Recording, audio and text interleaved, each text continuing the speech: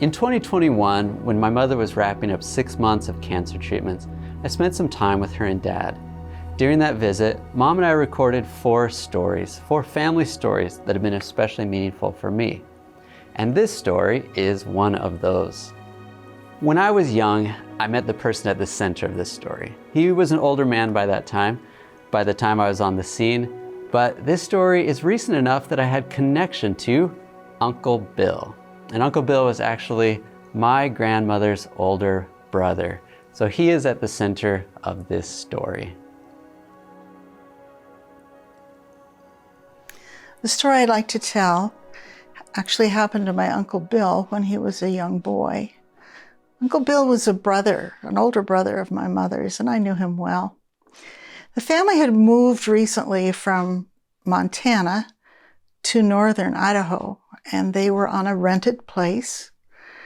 The family consisted of Grandma and Grandpa, Florence, Mildred, and Bill. And then my mother came next, and then a younger Charles. So the family farm people got out on this farm, they got their water from a well.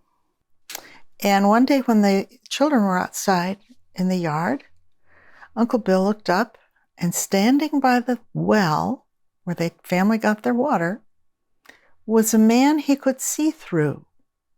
And as he watched, he took his finger and he shook his finger. And Uncle Bill went in and told Grandma what he had seen. And do you know, she believed him, and the family did not get their water from that well. So how did they get their water? Well, when the milk cans went to town with the milk to the creamery, when they came back, they had the family supply of water. And that was not a very convenient way to have water. I think it's a marvel that Grandma believed him. I mean, he was just a kid. So then this was just a rented place, and as they were in the area, they found a better place and they moved off of it. But they told the next people to move on to the place. We don't really know, but we think that there's a problem with the well. You might not want to use it. Well, the family disregarded, and children got sick. In fact, I understand there was a couple of deaths in the family. Maybe there was typhoid in the well, who knows? But none of the Goodman children got sick.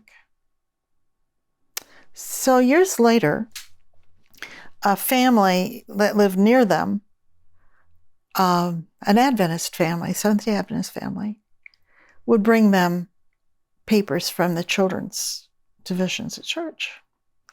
My little friend is what I remember. I think my sister remembers Primary Treasure, probably both. The children did not go to church, but the neighbors gave them papers.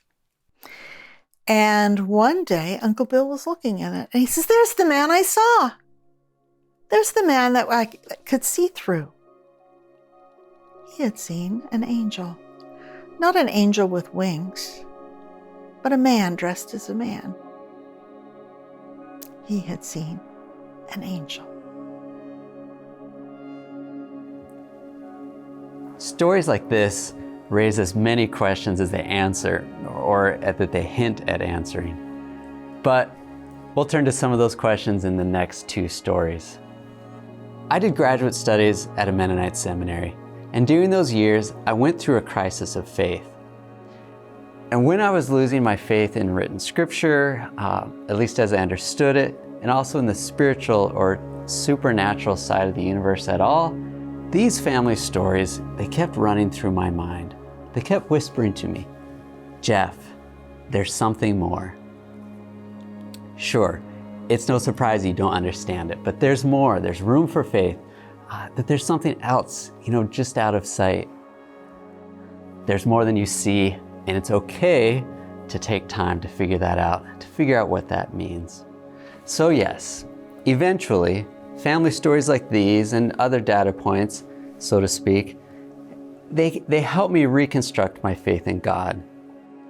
Today, my understanding of God and religion and spirituality, they don't look the same as they did before that experience. But these family stories have helped me. They help me by giving me mental space to keep asking questions and to keep searching. God is big enough for our questions, our doubts, and our uncertainties. And this has become foundational for my walk with God today.